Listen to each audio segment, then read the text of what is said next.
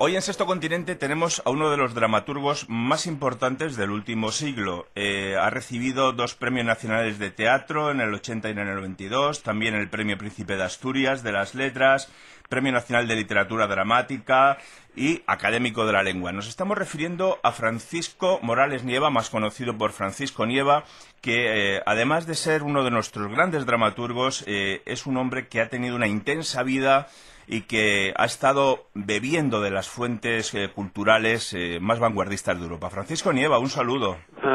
¿Qué tal? ¿Cómo estamos? Pues, muchas gracias por todos esos ditirambos, ¿no? Que son meramente títulos. Sí, efectivamente. Porque hay una persona que figura y otra persona que está detrás, ¿no? Y ese es el hombre, el ser íntimo, que no tiene nada que ver muchas veces con la apariencia. En eso estamos de acuerdo y lo que nos interesa es, por un lado, el Francisco Nieva autor, pero también la persona. Y yo he buscado datos y hay uno que me ha llamado mucho la atención. Es descendiente de conversos ricos emigrados a España en el siglo XVII. ¿Es esto cierto? Sí. Pero bueno, es una leyenda. Bueno, una leyenda con raíces económicas visibles.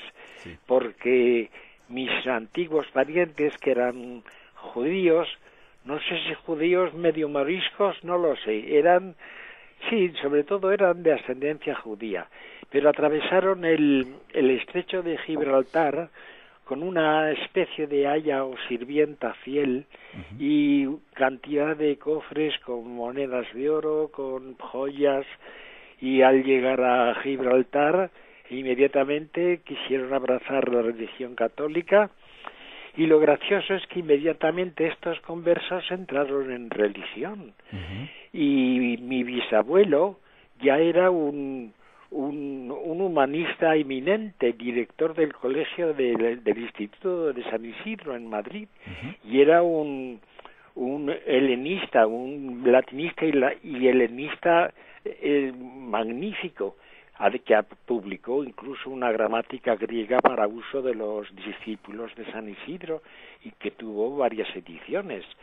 Resulta que tuvo un desliz el eclesiástico, y yo soy descendiente de un eclesiástico converso y además cachondo.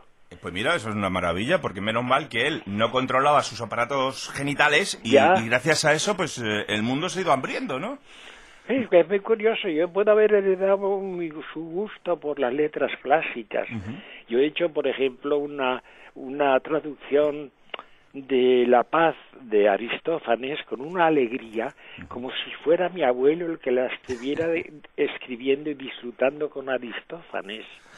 Bueno, y además es curioso, naces en La Mancha, pero muy tempranamente sientes atraído por el arte, y sobre todo quizá porque la estrechez de miras en tierras manchegas no era lo mismo que el ambiente cosmopolita de Madrid, y te vienes a la Real Academia de Bellas Artes de San Fernando con el objetivo de hacerte pintor. Sí, ciertamente.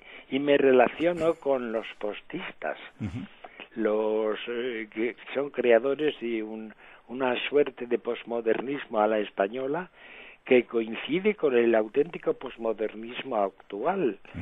Era una gente fantástica, Eduardo Chicharro hijo y Carlos Edmundo de Ory, y algunos más, incluso manchegos como Ángel Crespo. Pero fue un movimiento que tuvo una cierta repercusión. Y de ese movimiento podemos decir que Arrabal y yo hemos salido de él, digamos así. Incluso otros poetas como Pedro Gimferrer, también le deben mucho al postismo. Yo me metí inmediatamente en la vanguardia, no sé por qué. Yo salí hecho un rebelde. ¿Y con quiénes te reunías en París que formaban esa vanguardia artística, pero también una vanguardia moral, ¿no? Bueno, era gente curiosísima. Yo tuve una suerte. Al principio hay que aprovechar la suerte que uno tiene al principio, porque eso no se repite mucho en la vida. Yo tuve cantidad de recomendaciones para gente importante en París, y allí me relacioné con gente que frecuentaba la Galería del Dragón, que había sido de André Breton, y ahora lo llevaba una amante suya, una vieja amante suya, una mujer estupenda, deliciosa, llamada Nina Dosé.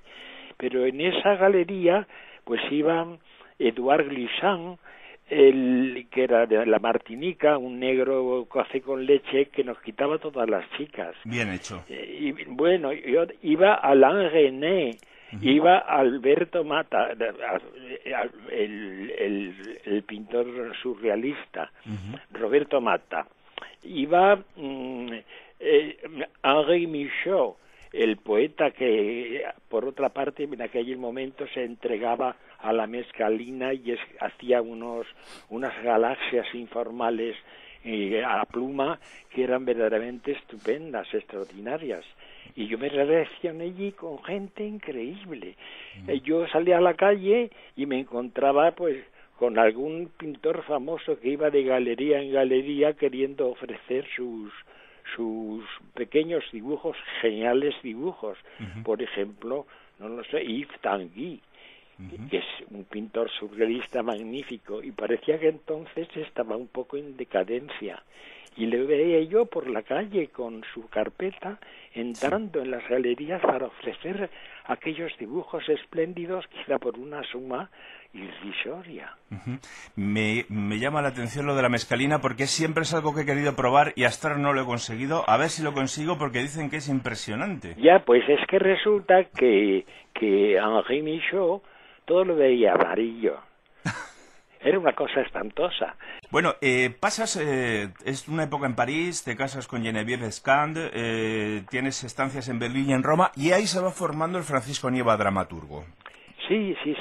En realidad yo estaba más preparado para escribir teatro y hacerlo y dirigirlo que para pintar exactamente. Y de repente me convertí, es decir, que me dediqué absolutamente al teatro, pero sin olvidar mi trabajo plástico, porque eso me ayudó infinitamente, porque claro, yo tenía la mano muy hecha al dibujo, y entonces con esa preparación plástica pues pude hacer decorados, pude hacer figurines, carteles, e incluso una colección de dibujos surrealistas íntimos, ¿no?, pero que después han tenido repercusión. Ha habido alguien que ha hecho una tesis sobre mi obra plástica con relación al teatro. Bueno, esto es presumir de cantidad de cosas que en el fondo no tienen ninguna importancia. No, pero yo tengo aquí delante manuscrito encontrado en Zaragoza, editado por Ediciones Irreverentes, y tiene unas ilustraciones tuyas que evidentemente ya te sitúan de un modo muy interesante en ese mundillo que luego se va a vivir entre las dos hermanas y Alfonso Van Baerden. Sí. Yo lo que pasa es que, claro, antes de escribir una obra, la he visto, como un plástico, y naturalmente en mi teatro hay un elemento de plasticidad que si una obra no se pone realmente en escena como yo deseo, en el fondo no llega al público como debe de llegar, no me conocen. Y claro, mis producciones son muy caras. Por ejemplo, la última hecha en el Centro Dramático, pues es una cosa hecha por todo lo alto, con José Hernández como escenógrafo, con estupendos actores caros. Es decir, que cualquier trabajo mío, pues tengo la mala costumbre eso de no escribir para 3 personas y un sofá. También es interesante, pero bueno, ¿qué se le va a hacer? ¿Qué se le va a hacer? Bueno, tienes obras, por ejemplo, estoy pensando en Te quiero Zorra, que esa es de menos coste de producción y que es maravillosa.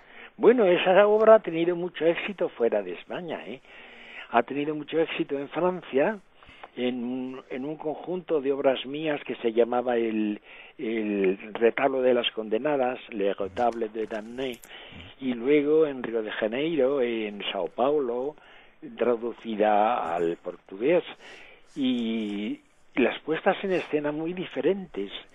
Yo he podido tener vídeos, bueno, he visto sobre todo una representada en París, y otra que se hizo en Sao Paulo, un vídeo, pero me dejó absolutamente Paté, ¿sabes por qué?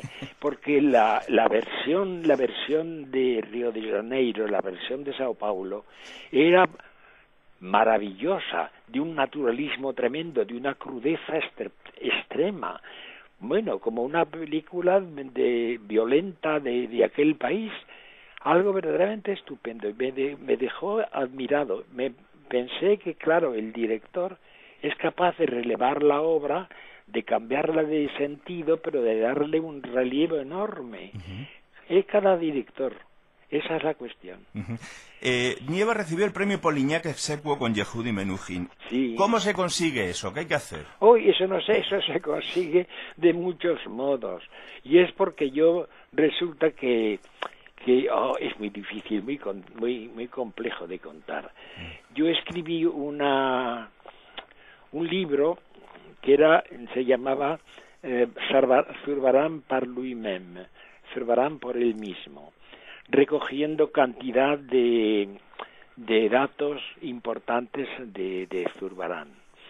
Pero resulta que el director del Instituto francés, André Guinard, me parece, el profesor Guinard, había escrito una enorme tesis sobre Zurbarán en donde revelaba muchas cosas. Pero precisamente como yo iba a publicar esto en una pequeña edición en París, en una colección prestigiosa, pero pequeña, de bolsillo, ese hombre leyó aquel trabajo mío y dijo, qué barbaridad, es imposible, va a publicar datos y fechas antes que yo. Y claro, como era presidente además del premio Polignac, me otorgó el premio Polignac al conjunto de mi obra plástica y literaria, digamos, también, no lo sé por qué. Lo cambiamos, es decir, para no publicar el libro, me otorgaron ese premio. ¡Qué bonito! ¡Qué chantaje más bien hecho! ¡Qué cosa increíble! Sí, señor. Lo curioso es que de pronto me encontré premiado al lado de gente de una categoría enorme. Ese premio también se lo dieron a Falla por el retablo de Maese Pedro, nada menos. Es curioso, bueno, cuando se tiene suerte al principio hay que tratar de aprovecharla lo más posible. Sí. Y por eso ya me desplacé a España y con esos títulos y con ese conocimiento de gentes, porque claro, yo me trataba con gentes de investigaciones científicas, con Georges Bataille, con cantidad de gente, vamos, y gente importante en Francia y fuera de Francia. Entonces ya al llegar a España, pues con esa experiencia, yo entré fácilmente en el mundo del teatro, pero lo que pasa es que había una censura tremenda. Es curioso porque escribes teatro desde 1949, pero no consigues estrenar hasta 1971. Pero claro, yo era un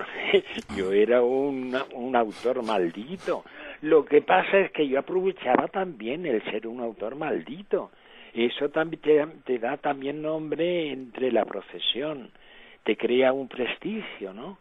Y yo aprovechaba la cosa y decía, algún día Franco desaparecerá y habrá una democracia y podrá representarse esto que estoy escribiendo ahora. Y en general eran cosas escandalosas, con desnudos, con escenas de sexo, bueno, qué barbaridad. No te puedes imaginar. Bueno, pues viene la democracia y comienzo a estrenar cosas que yo había escrito hacía ya 2 o 3 años, o 4 o 5 años antes. Escribiendo, por ejemplo, obras como Es bueno no tener cabeza, Tórtolas, Crepúsculo y Telón, Coronada y el toro, Nosferatu, Pelo de tormenta, El baile de los ardientes. De repente es una sucesión de obras, todas importantes y que evidentemente crean ya lo que tú decías del personaje de Francisco Nieva. Ya más que un autor eres el personaje. Ya la cuestión la cuestión es que cuando yo era chico, resulta que tenía una madre muy intelectual y muy inteligente, pero muy ambiciosa. Y me decía, si te metes artista, no tienes más remedio que triunfar. Si no, nos vas a poner todos en vergüenza. Una cosa tremenda. Yo, un compromiso para un niño, dices, tengo que triunfar, no tengo más remedio. Claro. Cuando me fui a París, yo hice lo imposible por triunfar precisamente. No creas que me costó trabajo, muchísimo, una barbaridad. Bueno, sufrí muchísimo, pero lo logré. Y resulta que, claro, se creó la figura de Francisco Nieva, lo que yo quería parecer, pero lo que yo soy lo conoces incluso tú mejor que cualquiera, ¿no?